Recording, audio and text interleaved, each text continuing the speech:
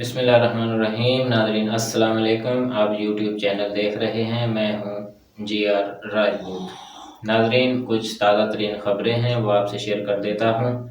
سب سے پہلے جو خبر ہے وہ ہے پاکستان تحریک انصاف کے حوالے سے۔ پاکستان تحریک انصاف کے لیے ہوا کا ایک تازہ جھونکا آیا ہے عدلیہ کی طرف سے۔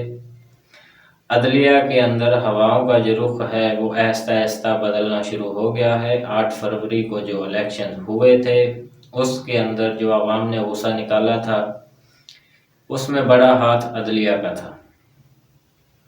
3 دن کے اندر عمران خان صاحب کے جو 3 کیسز میں 24 سال کی سزائیں سنائی گئی تھی، عوام نے بڑا غصہ نکالا تھا۔ عدلیہ کو بھی اب احساس ہو گیا ہے، اسی لیے اب میرٹ پر جو فیصلے ہو رہے ہیں، میرٹ پر کیس سنے جا رہے ہیں، ان کے اندر پی ٹی آئی کو ریلیف ملنا شروع ہو چکا ہے۔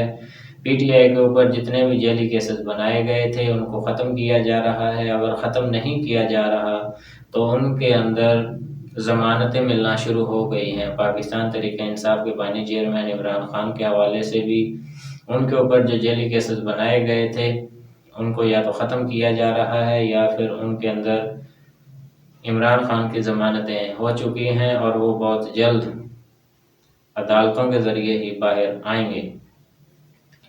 جو دوسری خبر ہے وہ ہے عمران ریاض خان اور شاہد خان افریدی کے درمیان ایک تنازع چل رہا تھا۔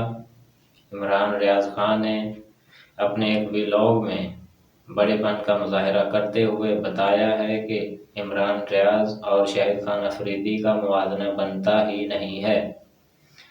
شاہد خان افریدی ایک قومی ہیرو ہیں، بڑے کھلاڑی ہیں، اس میں کسی بات کا کوئی شک ہے، نہ کوئی شک کی گنجائش ہے۔ میں نے ایک ٹویٹ کی تھی جس کے جواب دیا شاہد خان افریدی نے، اور میں نے پھر ایک ٹویٹ کر دی۔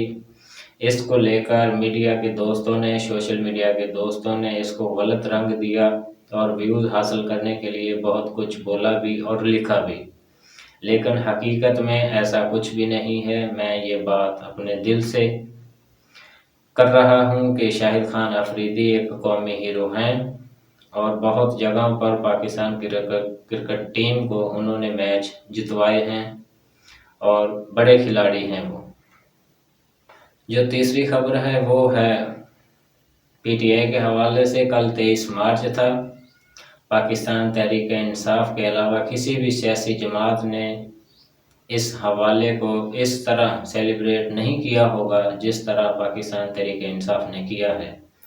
عمران خان کی کال پر پورے پاکستان کے اندر لوگ سڑکوں پر نکل آئے، انہوں نے ریلیاں نکالی اور پاکستان زندہ باد کے نعرے لگائے، لیکن بدقسمتی یہ ہے کہ حکومت کو یہ بات بھی پسند نہیں آئی کہ پاکستان تحریک انصاف کے جو ورکر ہیں وہ پاکستان زندہ باد کا نعرہ کیوں لگا رہے ہیں۔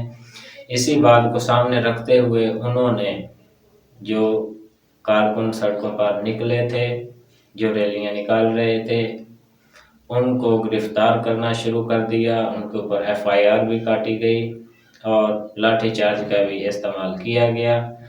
آج بھی بہت سارے کارکن اریسٹ کیے گئے ہیں راولپنڈی کے اندر، ان کے اوپر ایف آئی آر بھی کاٹی گئی ہیں، لیکن ان کا قصور یہی تھا کہ انہوں نے کل عمران خان کے کہنے پر پاکستان زندہ باد کا نعرہ لگایا تھا۔ اپنے افواج پاکستان کے ساتھ اظہار یکجہتی کے لیے وہ نکلے تھے اور انہوں نے نکل کر یہ ثابت کیا تھا کہ ہم بھی محب وطن ہیں، پاکستان کی افواج ہماری بھی افواج ہے، ہم کسی بھی افواج کے خلاف نہیں ہیں، پاکستان بھی ہمارا ہے اور افواج پاکستان بھی ہماری ہے، لیکن اس کو غلط رنگ دینے کی کوشش کی جا رہی ہے۔ اسی لیے گورنمنٹ نے، پنجاب حکومت نے ایک مرتبہ پھر جو گرفتاریوں کا سلسلہ ہے وہ شروع کر دیا ہے۔ آپ سب نے دیکھا ہوگا کہ احتجاج کے نام پر جو لوگ باہر نکلے ہوئے تھے سڑکوں پر ان کو گرفتار کیا جا رہا ہے، باقاعدہ ڈنڈا فورس بھی آ گئی، ان کے اوپر لاٹھی چارج کا استعمال کیا گیا۔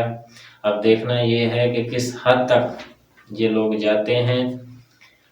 پاکستان زندہ باد کا نعرہ لگانا بھی اب پی ٹی آئی کے لیے جرم بن چکا ہے۔